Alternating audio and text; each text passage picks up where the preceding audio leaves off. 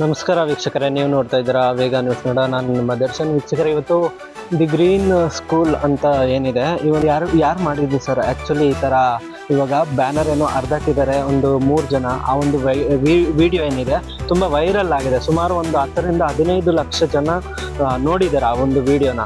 So ಹಾಗಾಗಿ ಏನೋ ಒಂದಷ್ಟು ಆರೋಪಗಳು ಬರ್ತಾಯಿತ್ತು. ಸೊ ಅದ್ರ ಬಗ್ಗೆ ಹೇಳೋದಾದ್ರೆ ಸರ್, ಚಿಕ್ಕ ಮಕ್ಳು ಏನೋ ಗೊತ್ತಿಲ್ಲದೆ ತಪ್ಪು ಮಾಡಿದ್ದಾರೆ. ಅವರು ಇನ್ನೂ ಅಷ್ಟು ವಯಸ್ಸು ಇಲ್ಲ ಅವ್ರಿಗೆ. ಏನೋ ತಪ್ಪು ಮಾಡಿ ಏನೋ ಕಿತ್ತಾಕಿದ್ದೆಲ್ಲ ಆಗಿದೆ. ಅವ್ರ ಪಾರ್ಗ್ ಅವರು ಕಿತ್ತಾಕ್ಬಿಟ್ಟು ಈ ವಿಡಿಯೋ ಅದು ನೈಟ್ ವೈರಲ್ ಆಗಿದೆ. ಅವ್ರ ಪಾರ್ಗ್ ಅವ್ರು ಸ್ಕೂಲ್ಗೆ ಹೋಗಿದ್ದಾರೆ. ಇವರು ಬೌನ್ಸರ್ಸ್ ಅಂತೆ. ಈ ಗ್ರೀನ್ ಗಾರ್ಡನ್ ಸ್ಕೂಲ್ ಏನಿದೆಯೋ ಈ ಸ್ಕೂಲ್ ಬೌನ್ಸರ್ಸ್ ಬಂದ್ಬಿಟ್ಟು ಸ್ಕೂಲಲ್ಲಿ ಇರ್ತಾರೆ ಮಕ್ಕಳು. ಸ್ಕೂಲಲ್ಲಿರೋ ಮಕ್ಕಳು ಇವ್ರ ಫೋಟೋಗಳು ಎತ್ಕೊಂಡು ಹೋಗ್ಬಿಟ್ಟು ಕಳ್ಳರ ಥರ ಎಲ್ರಿಗೂ ತೋರಿಸಿರೋದು. ಆ ಸ್ಕೂಲಲ್ಲಿ ಹೋಗ್ಬಿಟ್ಟು ಮಕ್ಕಳಿದ್ದಾರೆ ಅಂತ ಎಲ್ಲ ಕಡೆ ಹುಡ್ಕೊಂಡು ಹೋಗ್ಬಿಟ್ಟು ಹುಡುಗರನ್ನೆಲ್ಲ ಹುಡುಕಿ ಕರ್ಕೊಂಡ್ಬಂದು ಅವರೆಲ್ಲ ವೆಯ್ಟ್ ಮಾಡಿ ಅವ್ರ ಆಚೆ ಬರಂಗಡೆ ವೆಯ್ಟ್ ಮಾಡಿಬಿಟ್ಟು ಮತ್ತೆ ಹುಡುಗನ ಕರ್ಕೊಂಡು ಹೋಗ್ಬಿಟ್ಟು ಅಲ್ಲೆಲ್ಲೋ ಒಂದು ಮೂಲೆಯಲ್ಲಿ ಕುಣಿಸ್ಕೊಂಡು 10,000 ರೂಪಾಯಿ ಕೊಡು, ಬ್ಯಾನರ್ಗೆ ನೀವು ಅರ್ಧಕ್ಕಿದೆ 10,000 ರೂಪಾಯಿ ಕೊಡು ನೀನು ಅಂತ ಹೇಳ್ಬಿಟ್ಟು ಅವ್ರಿಗೆಲ್ಲ ಕೇಳಿ ಇಷ್ಟು ಅಮೌಂಟ್ ಕೊಡ್ಬೇಕು ನೀನು, ಇಲ್ಲಾಂದ್ರೆ ಬಿಡಲ್ಲ ಅಂತ ಹೇಳ್ಬಿಟ್ಟು ಕಾಲರ್ ಹಿಡ್ಕೊಂಡು ರೋಡಾಗೆಲ್ಲ ಎಳ್ಕೊಂಡು ಹೋಗಿ ಎಲ್ಲ ಅಂಗಡಿಗಳ ಮನೆ ಹತ್ರ ಎಲ್ಲ ಹೋಗಿ ಹುಡುಕ್ಲಾಡಿ ಈ ತರ ಮಾಡಿದ್ದಾರೆ. ಎಷ್ಟು ಮಟ್ಟಿಗೆ ಸರಿ ಅಂತ ನಾವು ಅವ್ರನ್ನ ಕೇಳೋಣ. ಇದು ಒಂದು ತಪ್ಪು ಮಾಡಿದ್ದಾರೆ, ಅಲ್ಲೇ ಇಸ್ಕೊಂಡು ಅವ್ರಿಗೆ ಏನಾದ್ರು ಬುದ್ಧಿ ಹೇಳೋದಾಗಿತ್ತು. ಬುದ್ಧಿ ಹೇಳೋದು ಬಿಟ್ಬಿಟ್ಟು ಇವ್ನು ಎಳ್ಕೊಂಡು ಹೋಗ್ಬಿಟ್ಟು ಅಲ್ಲೋ ಒಂದು ಮೂಲೆಯಲ್ಲಿ ಕುಣಿಸ್ಬಿಟ್ಟು 10,000 ರೂಪಾಯಿ ಕೊಡು ಅಂತ ಹೇಳೋದು ಎಷ್ಟು ಮಟ್ಟಿಗೆ ಸರಿ ಅಂತ ನನಗಂತೂ ಗೊತ್ತಿಲ್ಲ. ಅವ್ರ ಹತ್ರ ಕೇಳೋಣ ಅವ್ರು ಏನ್ ಹೇಳ್ತಾರೆ. ಅದು ಬೌನ್ಸರ್ಸ್ ನ ಕಳಿಸ್ತಾರಂತೆ. ಇನ್ನು 10 ವರ್ಷ ಮಕ್ಕಳವರು ಅವ್ರಿಗೆ ಮೇಲೆ ಬೌನ್ಸರ್ಸ್ ಕಳಿಸ್ತಾರಂತೆ. ಹೋಗಿ ಎತ್ಕೊಂಬಂತ ಒಂದು ಕಾರ್ ಕಳಿಸಿದಾರಂತ. ಆ ಕಾರಲ್ಲಿ ಒಂದು ಲೇಡೀಸ್ 2 ಬೌನ್ಸರ್ಸ್ ಬಂದಿದ್ದಾರಂತೆ ಕರ್ಕೊಂಡು ಬರಕ್ಕೆ. ಅದು ಇವ್ರ ಸ್ಕೂಲ್ ಬೇರೆ, ಇಮ್ಡಳ್ಳಿ ಸ್ಕೂಲ್. ಇಲ್ಲಿಂದ 5 ಕಿಲೋಮೀಟರ್ ಅವ್ರ ಕಾರಲ್ಲಿ ಬಂದು ಹುಡ್ಕೊಂಡ್ಬಂದು. ಸರಿ ಸರ್, ಈಗ ಅವ್ರ ಸ್ಕೂಲು ಮತ್ತೆ ಈ ಸ್ಕೂಲ್ ಇರೋದು ಸುಮಾರು 5 ಕಿಲೋಮೀಟರ್ ಇದೆ ಅಲ್ವಾ? ಅವ್ರು ಯಾಕೆ ಇಲ್ಲಿಗೆ ಬಂದಿದ್ರು? ಅವ್ರು ಇಲ್ಲಿಗೆ ಬಂದಿಲ್ಲ. ಈ ಬ್ಯಾನರ್ ಬಂದು ಹಾಕಿದ್ರೆ ಅವ್ರ ಮನೆ ಮುಂದೆ ಕನ್ನಡ ಬಳಸಿಲ್ಲ ಅಂತ ಹೇಳ್ಬಿಟ್ಟು ಆ ನಾಮಫಲಕ ಏನಿದೆ ಅದನ್ನ ಕಿತ್ತಾಕಿದ್ದಾರೆ. ಚಿಕ್ಕ ಮಕ್ಳೇನೋ ಮಾಡ್ತಾರೆ. ಇವಾಗ ಪ್ರತಿಯೊಬ್ರು ನೀವು ನೋಡ್ತಾ ಇದ್ದೀರಾ, ವಲಸಿಗರೇನ ಆರ್ಭಟ ಮಾಡ್ತಾರೆ. ಇವ್ರಿಗೂ ಒಂದು ಇನ್ಸ್ಪಿರೇಷನ್ ಆಗಿ ಇವರು ಮಾಡಿದ್ದಾರೆ. ಇವ್ರು ಮಾಡಿರೋದಕ್ಕೋಸ್ಕರ ಅವ್ರು ಏನಿದ್ದಾರೆ ಬಂದು ಬೌನ್ಸರ್ಸ್ ನ ಕಳಿಸ್ಬಿಟ್ಟು ಇದು ಎಷ್ಟು ಮಟ್ಟಿಗೆ ಸರಿ ಇದೆ ಅಂತ ನನಗಂತೂ ಗೊತ್ತಿಲ್ಲ. ಅವ್ರನ್ನೇ ಕೇಳ. ಕಾನೂನು ರೀತಿಯಲ್ಲಿ ಮಾಡೋದನ್ನ ಬಿಟ್ಟು ಈ ರೀತಿಯಾಗಿ ಮಾಡಿದ್ದಾರೆ ಅಂತ ನೀವು ಹೇಳ್ತೀವಿ? ಹೌದು, ಚಿಕ್ಕ ಮಕ್ಳೇನೋ ಮಾಡಿದ್ದಾರೆ, ಅದು ತಪ್ಪಾಗಿದೆ. ಅವರು ಒಂದು ಬುದ್ಧಿ ಹೇಳ್ಬೋದು, ತಿಳಿಸ್ಬೇಕಾಗಿತ್ತು. ಇಲ್ಲ ಈ ತರ ಮಾಡಬಾರ್ದಪ್ಪ ಅಂತ ಹೇಳ್ಬೋದಾಗಿತ್ತು. ಅವ್ರ ಮನೆ ಹತ್ರ ಹೋಗ್ಬಿಟ್ಟು ಫೋನ್ ಎತ್ಕೊಂಡ್ಬಂದ್ಬಿಟ್ಟು ಕರ್ಕೊಂಡೋಗಿ ಯಾವ್ದೋ ಬೇರೆ ಜಾಗದಲ್ಲಿ ಕುಣಿಸ್ಬಿಟ್ಟು 10,000 ರೂಪಾಯಿ ಕೊಡೋ ಅನ್ನೋದು ಎಷ್ಟು ಮಟ್ಟಿಗೆ ಸರಿ ಇದೆ ಅಂತ ಅವ್ರನ್ನ ಕೇಳೋಣ. ನಮಸ್ಕಾರ ಪುಟ್ಟ, ನಿನ್ನ ಹೆಸರೇನು? ಅಜಯ್ ಕುಮಾರ್.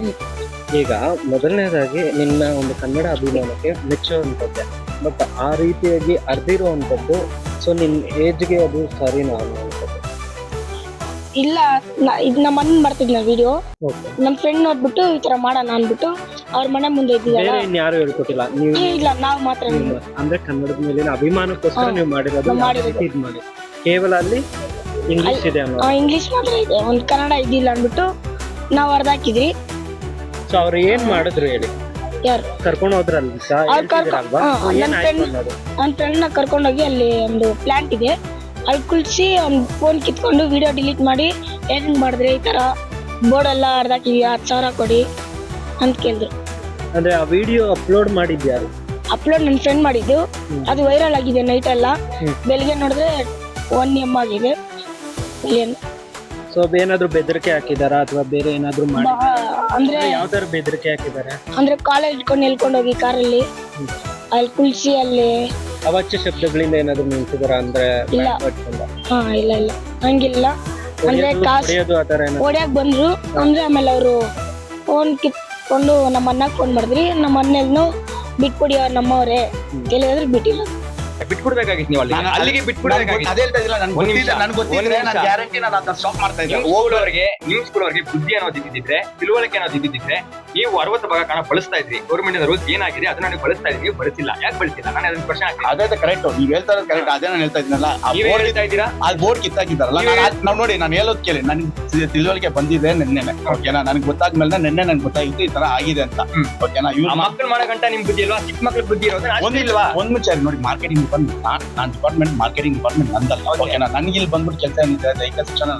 ಓಕೆನಾ? ಮಕ್ಕಳು ಕನ್ನಡ ಕಲ್ತದ, ಕನ್ನಡ ರಾಜ್ಯೋತ್ಸವ ಸೆಲೆಬ್ರೇಟ್ ಮಾಡೋದೆಲ್ಲ ನನ್ನ ಕೇಳಿರೋದು, ಅದು ನಾನು ಮಾಡಿಸ್ತಾ ಇದ್ದೀನಿ. ಓಕೆನಾ? ಅದು ಕನ್ನಡಿಗರಾಗಿ ನಾನು ಕೆಲಸ ಏನಿದೆ ಅದನ್ನು ನಾನು ಮಾಡ್ತಾ ಇದ್ದೀನಿ.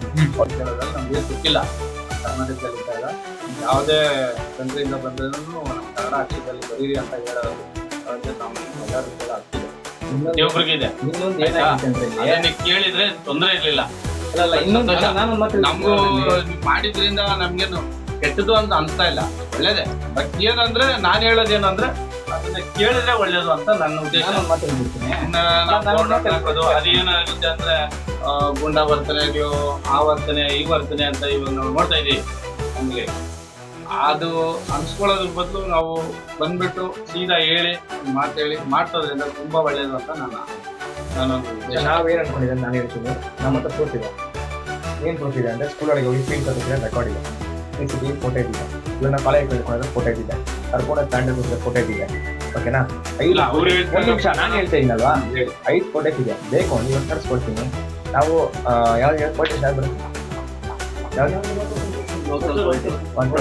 ವಾಟರ್ ಪೊಲೀಸ್ ಸ್ಟೇಷನ್ ಅಲ್ಲಿ ಬ್ಲಾಕ್ ಮೈ ಮಾಡಿರೋದೊಂದು ಕಿಡ್ನಾಪ್ ಕೇಸ್ ಒಂದು 2 ಕೇಸ್ ಕೊಡೋಣ ಅಂತ ನಮ್ಮ ರಾಜ್ಯದಷ್ಟು ಡಿಸೈಡ್ ಮಾಡಿದ್ದಾರೆ. ಈಗ ಅವ್ರನ್ನ ಕರೆಸಿದ್ರೆ ನಾವು ಮಾತಾಡ್ತೀವಿ, ಅವ್ರು ಏನ್ ಹೇಳ್ತಾರೋ ಅದ್ರ ಮೇಲೆ ಡಿಪೆಂಡ್. ನಾವು ಒಂದು ಕಾರಲ್ಲಿ ಒಳ್ಳೆ ಉದ್ದೇಶ ಒಳ್ಳೆದನ, ಆದ್ರೆ ನೀವು ಅವ್ರು ಹೇಳಿರೋದು ಕೇಳಿದೀರಾ, ನೀವ್ ಹೇಳಿದ್ರು ನಾವು ಕೇಳ್ತಾ ಇದೀವಿ. ನಾವ್ ಹೇಳಿರೋದು ನೀವ್ ಹೇಳಿದ್ರು ಕೇಳ್ತಾ ಇದೀವಿ. ನೀವ್ ಹೇಳಿರೋ ಮಾತು ನಾನು ಉತ್ತರ ಕೊಟ್ಟಿದ್ದೀನಿ. ನಾನು ಯಾವ್ದಂತ ಮಾಡೋದು ಮಾತೇ ಇಲ್ಲ. ಅಲ್ಲ, ಸಣ್ಣ ವಿಚಾರ ಅಂತ ನೀನ್ ಕೇಳ್ತಾ ಇದೀಯಾ.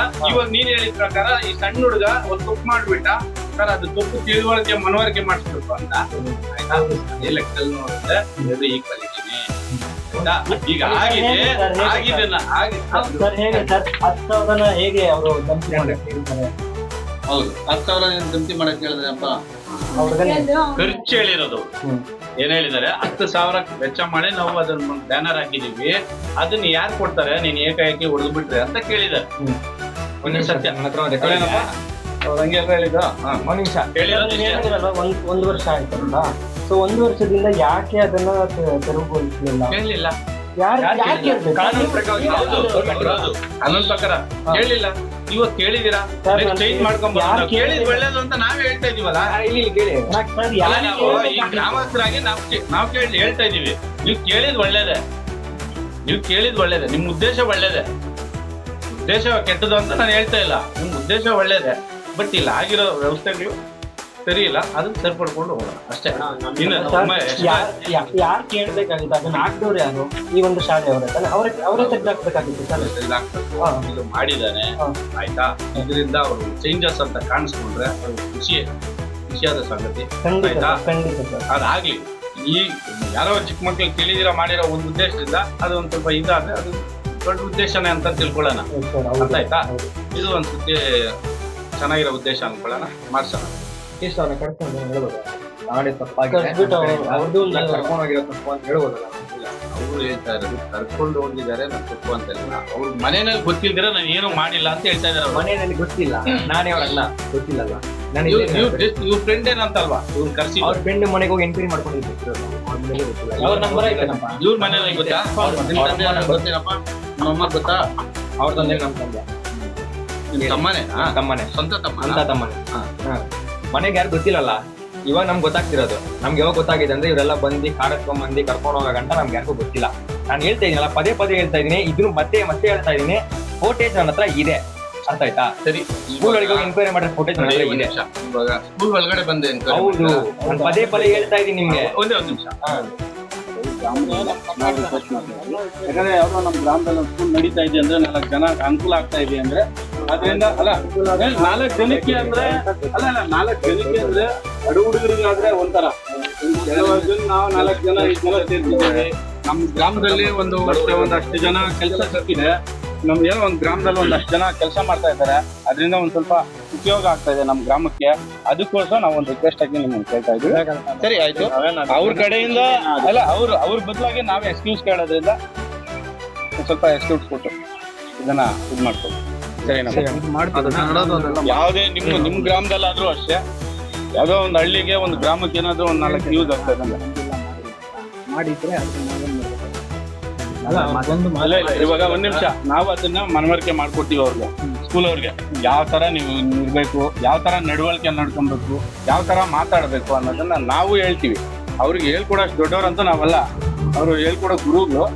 ಆದ್ರೂ ತಪ್ಪು ಮಾಡಿದ್ರೆ ನಾವು ಅದನ್ನ ತಪ್ಪು ಅಂತ ನಾವು ಒಪ್ಕೊಳ್ಳೋದಕ್ಕೆ ತಯಾರಿದ್ದೀವಿ. ಅದನ್ನ ನಾವ್ ಏನ್ ಬೇಕೋ ಅದನ್ನ ಮಾತಾಡಿ ನಾವು ಅದನ್ನ ರೆಡಿ ಮಾಡ್ತೀವಿ.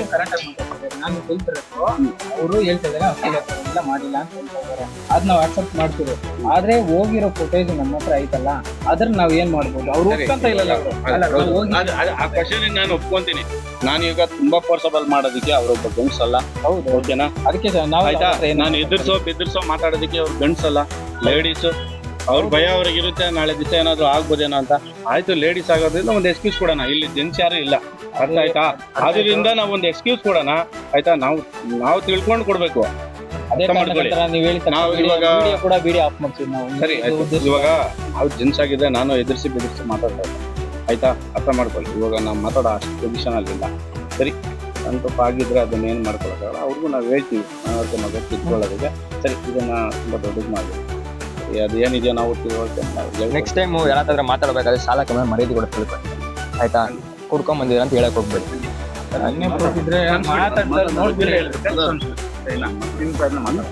ಸರಿನಾ? ತುಂಬಾ ಥ್ಯಾಂಕ್ಸ್ ಅಪ್ಪ.